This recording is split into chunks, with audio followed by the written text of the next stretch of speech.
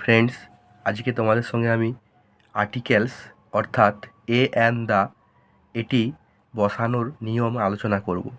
তা দেখো, আর্টিকেলসকে আমরা মূলত দুটি ভাগে ভাগ করে থাকি। একটি হলো ইনডিফিনাইট আর্টিকেল, আরেকটি হলো ডিফিনাইট আর্টিকেল। ইনডিফিনাইট আর্টিকেল কোনগুলো? এ অ্যানকে আমরা ইনডিফিনাইট আর্টিকেল বলে থাকি, আর ডিকে আমরা ডিফিনাইট আর্টিকেল বলে থাকি। তাহলে এ অ্যান দা কোথায় ব্যবহার করি? এ অ্যান কোথায় ব্যবহার করি? অনির্দিষ্ট করে কিছু বোঝাতে। তাহলে ইনডিফিনাইট আর্টিকেল বলতে আমরা অনির্দিষ্ট করে কিছু বোঝাতে এ অ্যান ব্যবহার করে থাকি। তো আজকে আমি এ অ্যানের ব্যবহার দেখব। তাহলে দেখো, এ অ্যান কোথায় বসে সেটা ভালো করে দেখো। তা দেখো, প্রথমে বলছে কোনো ওয়ার্ডের প্রথমে কোনো কনসোনেন্ট থাকলে এবং ওয়ার্ডটি সিঙ্গুলার নাম্বার হলে তার পূর্বে এ বসে। তাহলে কি বোঝাতে চাইছে এখানে? কোনো ওয়ার্ড, ধরো কোনো ওয়ার্ড শুরু হচ্ছে কোনো ওয়ার্ডের প্রথমে কনসোনেন্ট দিয়ে, এবং ওয়ার্ডটি সেটি সিঙ্গুলার নাম্বার হলে, অর্থাৎ কোনো একটি বস্তু, ব্যক্তি বা প্রাণীকে বোঝালে। যেমন দেখো, এ স্টুডেন্ট, একজন ছাত্র। তাহলে স্টুডেন্ট একজন ছাত্রকে বোঝাচ্ছে, কিন্তু এই ওয়ার্ডটির প্রথমে কি দিয়ে শুরু হচ্ছে? কনসোনেন্ট দিয়ে, এসটা কনসোনেন্ট, ওই জন্য এর পূর্বে কি বসবে? এ বসবে। আবার দেখো, এ বয়, একজন বালক। তাহলে এটিও দেখো, বয়টির হচ্ছে যে বিটি কনসোনেন্ট, তাহলে এর পূর্বে কি বসবে? এ বসবে। একইভাবে দেখো, এ হাউস, তাহলে হাউসের এজটা হচ্ছে কি আছে না কনসোনেন্ট, তাহলে এর পূর্বে কি বসবে? এ বসবে। তাহলে কোনো ওয়ার্ডের প্রথমে যদি কনসোনেন্ট থাকে এবং সেটি সিঙ্গুলার নাম্বার হয়, তার পূর্বে কি বসবে? এ বসবে। এরপরে দেখো, তৃতীয় নম্বর নিয়ম কি রয়েছে? কোনো ওয়ার্ডের প্রথমে ভাওয়েল থাকলে, অর্থাৎ ভাওয়েল বলতে আমরা কী কী বুঝি? এ, ই, আই, ও, ইউ। তাহলে কোনো ওয়ার্ডের প্রথমে ভাওয়েল থাকলে এবং তার পূর্বে তাহলে কি বসবে? অ্যান বসবে। তাহলে কোনো ওয়ার্ড যদি ভাওয়েল থাকে এবং সেটি যদি সিঙ্গুলার হয়, তাহলে তার পূর্বে কি বসবে? না অ্যান বসবে। তা দেখো, অ্যাপেল, অ্যাপেলের পূর্বে, অ্যাপেল একটি সিঙ্গুলার ওয়ার্ড বোঝাচ্ছে এখানে, এর পূর্বে প্রথমে কি রয়েছে? না এ রয়েছে, তাহলে এটা কি? ভাওয়েল। তাহলে ভাওয়েলের পূর্বে কি বসবে? অ্যান বসবে, তাহলে অ্যান অ্যাপেল। আবার দেখো, অ্যান এগ, দেখো এগের হচ্ছে ইটা ভাওয়েল, এই জন্য এর পূর্বে কি বসছে? না অ্যান বসছে। আবার অরেঞ্জ, অরেঞ্জের ওটা কি? ভাওয়েল, তাহলে এর পূর্বে কি বসবে? অ্যান বসবে। তাহলে কোনো ওয়ার্ডের প্রথমে যদি ভাওয়েল থাকে এবং সেটি যদি সিঙ্গুলার হয়, অনির্দিষ্ট কিছু বোঝায়, তাহলে তার পূর্বে আমরা কি বসাবো? অ্যান বসাবো। তোমরা এটি খেয়াল রাখবে। এরপর দেখো কি রয়েছে, কোনো শব্দের প্রথমে এইচ থাকলে, তার উচ্চারণ সাইলেন্ট থাকলে, বা এইচের উচ্চারণ যদি না হয়, তাহলে আমরা অ্যান ব্যবহার করব, অ্যান ব্যবহার করি তার পূর্বে।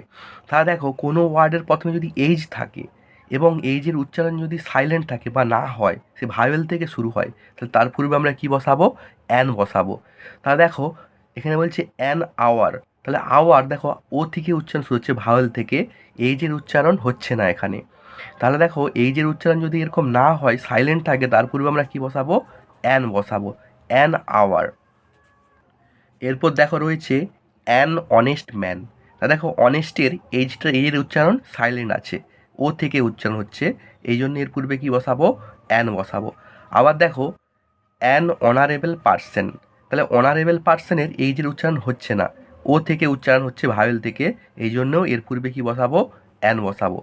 তারপরের নিয়ম দেখো, কোনো ওয়ার্ডের প্রথমে ই বা ইউ থাকলে এবং তার উচ্চারণ যদি ইউর মতো হয়, তাহলে কি বসবে?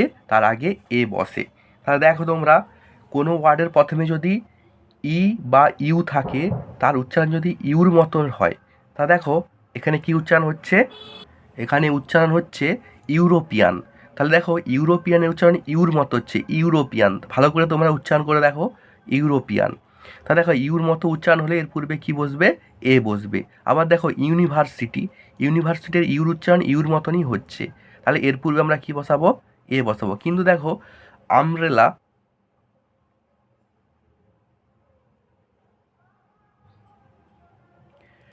আমব্রেলা এর উচ্চারণ দেখো ইউর মতো হচ্ছে না, এই জন্য তার পূর্বে কি বসতো?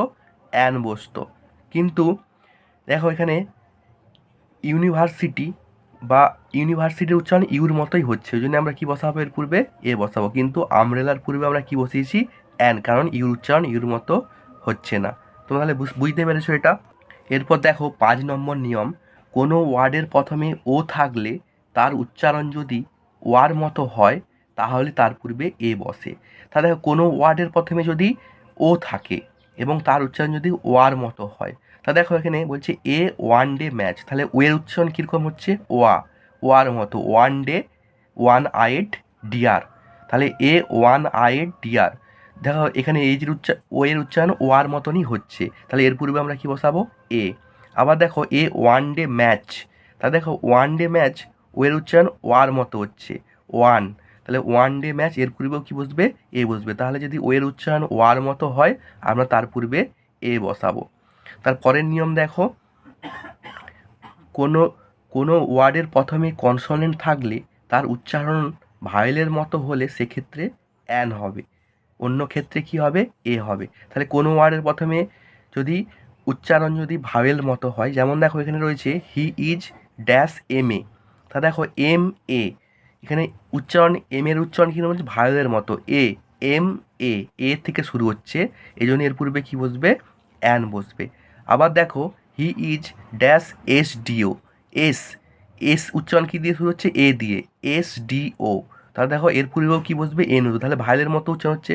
কিন্তু নিচে দেখো he is dash B A, B, B এর উচ্চারণ কিন্তু ভায়েল দিয়ে শুরু হচ্ছে না, বি দিয়ে শুরু হচ্ছে, এই জন্য তার পূর্বে কী বসে? এন বসে। তাহলে দেখো খুবই সহজেই আমরা এই নিয়মগুলির মাধ্যমে খুব সহজেই আমরা আর্টিকেল বসাতে পারি। তোমরা যদি একটু খেয়াল করে রাখো, দরকার হলে তোমরা এটি খাতায় তুলে নেবে, তাহলে তোমাদের সুবিধা হবে। একটু খেয়াল করে দেখো, এগুলো এই নিয়মগুলো মনে রাখলে আর্টিকেল খুব সহজেই করা যায়।